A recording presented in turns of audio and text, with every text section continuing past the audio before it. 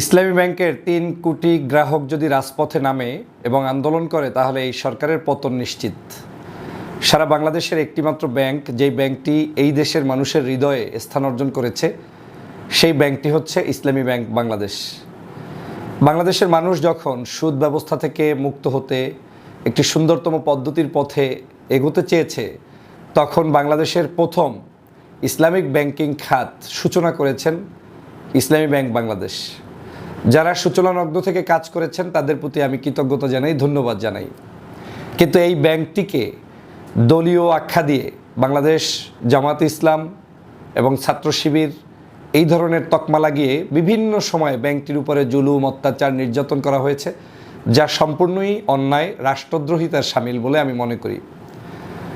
৩ কোটি গ্রাহকের এত বড় একটি বিশাল পরিবারের ব্যাংকটিকে গত ১৬ বছরে আওয়ামী লীগের আমলে একেবারে নির্যাস করে খেয়ে ফেলে দেওয়া হয়েছে। শেখ মুজিবুর রহমান সাহেবের জন্ম উৎসবের নামে শত শত কোটি টাকা এখান থেকে লোপাট করা হয়েছে।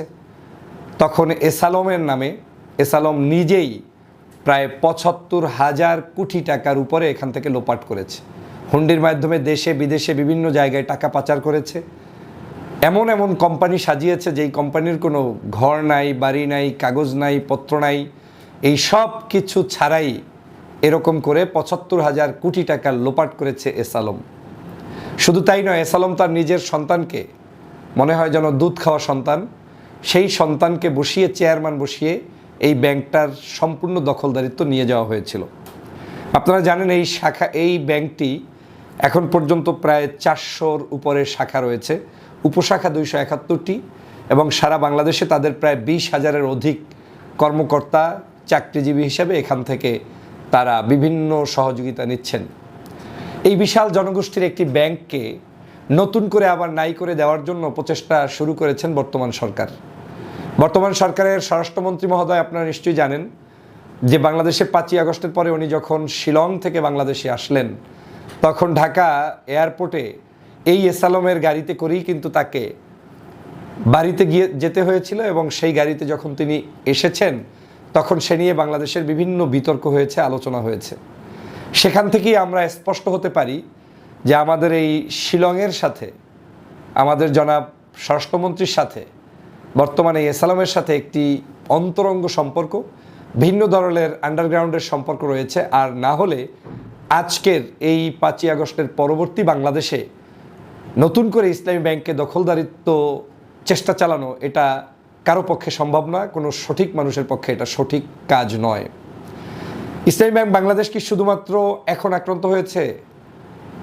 এই আওয়ামী লীগের আমলে যে আক্রান্তটা হয়েছে, সেই আক্রান্তটা আবার নতুন করে যখন বিএনপির আমলে হচ্ছে, তখন আমাকে মিলাতে হচ্ছে যে what is the different in between BNP and Awami League. যদি একই চরিত্র আওয়ামী লীগ করে ব্যাংকটাকে ধ্বংসের দ্বার প্রান্তে নিয়ে যেয়ে থাকেন, যেমন মাঝে মাঝে দেখতাম ব্যাংকের নাম দিয়ে দেওয়া হতো জঙ্গিবাদের আখড়া, জঙ্গিবাদের মদতদাতা, অথচ এই ইসলামী ব্যাংককে ব্যবহার করেই আওয়ামী লীগের হাজার হাজার কোটি টাকা যারা লোপাট করেছেন, তারা কিন্তু এই ব্যাংকটা থেকেই খেয়েছেন। বাংলাদেশে একটা প্রচলিত ধারা আছে, প্রেম করতে আপনার মডার্ন কিছু মানুষ লাগে, আর বিবাহের জন্য ছাত্র শিবিরের ছেলেদেরকে পছন্দ করা হয়। এর কারণ হচ্ছে ছাত্র শিবির যে একজন আদর্শিক মানুষ, তারা যে সত্যিকার অর্থে তার স্ত্রীর প্রতি অধিকার প্রতিষ্ঠা করতে পারবে, সঠিক দায় দায়িত্ব পালন করতে পারবে, এটা কিন্তু আওয়ামী লীগ বিএনপি সবাই জানে। আর যে কারণে মেয়ের বিয়ের ক্ষেত্রে পছন্দ করে ছাত্র শিবিরের ছেলেরা কোথায় আছে এরকম। বাংলাদেশেও একই ধারায় খাওয়া দাওয়ার যে কোনো প্রয়োজন হইলে তখন নিজেরা কোনো প্রতিষ্ঠান করতে পারে না, যেহেতু চাঁদাবাজি করেই যাদের জীবন চলে, তাদের আর অন্য কোনো জায়গা থেকে আয় ইনকাম করার সোর্স বা জ্ঞান বুদ্ধি নাই। সে কারণে তারা জামাত ইসলাম কি গঠন করে সেটা দিয়ে কিছু খাওয়ার চেষ্টা করে। যেমন আমরা দেখেছি বিগত সরকার আমলে বাংলাদেশের অন্যতম বিশ্ববিদ্যালয়, বেসরকারি ইন্টারন্যাশনাল ইসলামিক ইউনিভার্সিটি চট্টগ্রাম, সেটাকে আওয়ামী লীগের একজন এমপি মহোদয় সেটাকে দখল দিলেন। মানারাত ইন্টারন্যাশনাল ইউনিভার্সিটি এবং স্কুলের মাঠ দখল দিলেন। বিভিন্ন কোচিং সেন্টারগুলো পর্যন্ত, যেগুলো ছাত্র শিবিরের পরিচালনায় পরিচালিত, সেগুলোকে পর্যন্ত তারা দখল দিলেন। এই যে দখল বাণিজ্য যারা চিন্তা করে, যারা নিজেরা মননশীল নয়, জ্ঞানী নয়, জ্ঞান বিজ্ঞান চর্চা পছন্দ করে না, যারা নিজেরা কোনো কিছু গড়তে জানে না, তারা আসলে এই দখলদারিত্ব পছন্দ করে। তারই অংশ হিসেবে আবার নতুন করে ইসলামী ব্যাংক বাংলাদেশকে দখল দেওয়ার পায় তারা শুরু করেছে। এবং ইতিমধ্যে আপনারা জানেন যে আওয়ামী লীগের দোসরকেই নতুন করে চেয়ারম্যান হিসাবে বসিয়ে দেওয়া হয়েছে। আমি একদম স্পষ্ট বার্তা দিয়ে বলতে চাই, সাবধান করে দিয়ে বলতে চাই, বাংলাদেশে ফেসিবাদের পতন হয়েছে জামাত শিবিরকে নিষিদ্ধ করার 4 দিনের মাথায়।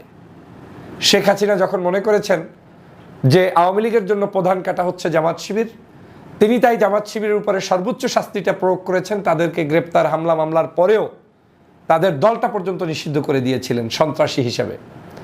তার 4 দিনের মাথায় কিন্তু শাস্তি ভোগ করতে হয়েছে শেখ হাসিনাকে, নিজে স্বয়ং পালিয়ে গিয়ে দুপুরবেলার ভাতও খেতে পারেননি।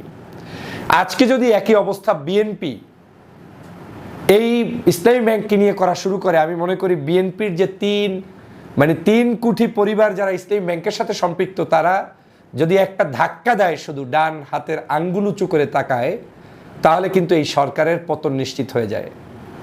যেখানে দেশনেত্রী বেগম খালেদা জিয়া বিভিন্ন সময় দায়িত্ব পালন করেছেন, রাষ্ট্রের প্রধানমন্ত্রী হিসেবে 3 বার দায়িত্ব পালন করেছেন, ওই 3 বারের সময় কিন্তু ইসলামী ব্যাংক ছিল। এই ইসলামী ব্যাংক প্রতিষ্ঠাকালীন সময়ে কিন্তু বর্তমান জনাব তারেক রহমান সাহেবের শ্বশুর, তিনি একজন মন্ত্রী ছিলেন, বাংলাদেশের 2-3টা মন্ত্রণালয়ের মন্ত্রিত্ব গ্রহণ করেছিলেন। সেই সময়ে তারা কিন্তু ইসলামী ব্যাংকের শুভাকাঙ্ক্ষী ছিলেন। বিএনপির সাথে জামাতের সাথে ইসলামী ব্যাংককে নিয়ে দ্বন্দ্ব হবে কেন? এসালম কি আপনার কাছে খুবই প্রিয়, নাকি আপনি জিজ্ঞেস করবেন যে ফেসিবাদের সময়ে যারা সবচেয়ে নির্যাতিত দল, সেই দল জামাত ইসলাম আপনার কাছে প্রিয়? যদি বিএনপির কলবের ভিতরে নিজে জিজ্ঞেস করার পরে উত্তরে এসে যায় যে এসালম তার কাছে প্রিয়, তাহলে বুঝতে হবে বিএনপি ঠিক আওয়ামী লীগের ধারায় চলে গিয়েছে, তার আর ভিন্ন কোনো ধারায় যাওয়ার কোনো রাজনীতি করার কোনো সুযোগই নেই। কারণ যেই এসালম আওয়ামী লীগের দোসরগিরি করেছে, সে আপনার প্রিয় হতে পারে জামাতকে বাদ দিয়ে, তাহলে বুঝতে হবে আপনি অলরেডি আওয়ামী লীগ, আর আপনার মধ্যে কোনো পার্থক্য নেই। আর যদি আপনার কাছে একটু নিজের কাছে জিজ্ঞেস করেন যে এই যে জুলাই বিপ্লবটা করে দিল জামাত ইসলাম, ডাক্তার শফিকুর রহমানের নেতৃত্বে একটি সুন্দর বিপ্লব সাধন হওয়ার কারণে আজকের একটি নির্বাচন হলো, সেই নির্বাচনে আজকের বিএনপি যেভাবেই হোক ক্ষমতায় তারা কেটে ছিটে বা ইঞ্জিনিয়ারিং করে চলে গিয়েছে, যান না, কিন্তু গিয়েছেন তো জামাত শিবিরের আন্দোলন সংগ্রামের কারণেই তো, তাই তো? তো তাদের এই কারণটাকে যদি অন্তত আপনারা রিয়েলাইজ করে মনে করতেন যে যাক, অন্তত তাদের উছিলায় আমরা রাষ্ট্র ক্ষমতায় এসেছি, এরকম ব্যাংক, বিমা, ভার্সিটি, বিশ্ববিদ্যালয় সহ বিভিন্ন জায়গায়, স্কুল কলেজ জামাত শিবির যেগুলো প্রতিষ্ঠিত করেছে বা তাদের নামগন্ধও যেখানে পাওয়া যায়, আমরা অন্তত সেইগুলোকে দখলদারিত্ব করব না। আমি আইনের প্রতি শ্রদ্ধাশীল, আইন অনুযায়ী আপনি যে কোনো কিছু করেন, কিন্তু কোনো একটি প্রতিষ্ঠান নিজে গড়তে না পেরে সেটাকে ভেঙে দেওয়ার চক্রান্ত, এটা মনে করি মূর্খতা ছাড়া আর কিছুই নয়। বর্তমান মাননীয় প্রধানমন্ত্রী জনাব তারেক রহমান সাহেব যে কমিটমেন্ট দিচ্ছেন, আমি তার বক্তব্যে মাঝে মাঝে বুঝি যে ইউনিটি কনসেপ্ট নিয়ে তিনি আগাচ্ছেন, এবং আমার পিএইচডিও ইউনিটি কনসেপ্টের উপরে। সো সেই ইউনিটি কনসেপ্ট যদি ধরে রাখতে হয়, তাহলে জামাতকে দূরে রেখে নয়, একটা ব্যাংককে প্রতিপক্ষ বানানো নয়, একটা বিশ্ববিদ্যালয়কে ধ্বংস করে দিয়ে নয়, একটা হসপিটালকে নিষিদ্ধ করে দিয়ে নয়, বরং দলীয়র বাহিরে, এই যে আজকে ধরেন আমি কথা বলছি, দলের বাহিরে কথা বলছি, এখানে দলের বিষয় না, আমিও একজন ইসলামিক ব্যাংকের গ্রাহক, তো আমি গ্রাহক হিসেবে আমি কথা বলবো। যদিও এই ইসলামী ব্যাংক আমাকে অনেক কিছু দিয়ে ভরপুর করে দিয়েছে তা নয়, এমনকি আমার হয়তো অনেকে চেনেও না, যখন আমি ইসলামী ব্যাংকের পক্ষে কথা বলেছি সেই আওয়ামী লীগের সময় ইসলামী ব্যাংক থেকে আমি 1 কাপ চাও খাইনি, কিন্তু ইসলামী ব্যাংক আমার একটা ব্যাংক, আমি মনে করি আমার জায়গা থেকেও প্রতিবাদ করা উচিত। প্রিয় দেশবাসী, আসুন আমরা সবাই ঐক্যবদ্ধভাবে এই ইসলামী ব্যাংক রক্ষার জন্য যা যা করণীয় তা করবো ইনশাআল্লাহ।